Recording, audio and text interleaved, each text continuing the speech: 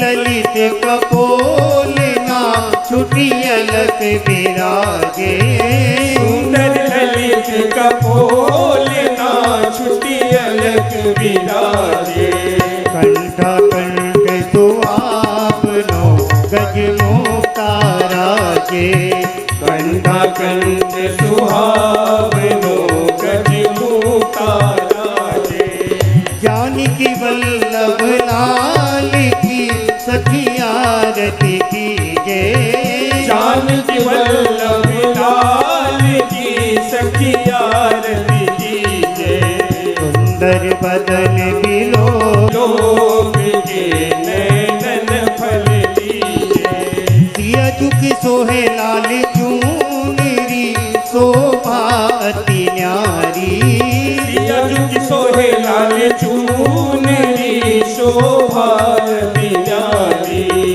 रसिक अली की स्वामिनी निर्खत छवि भारी रसिक अली की स्वामिनी निर्खत छवि भारी जानकी वल्लभ लाल की सखी आरती कीजे जानकी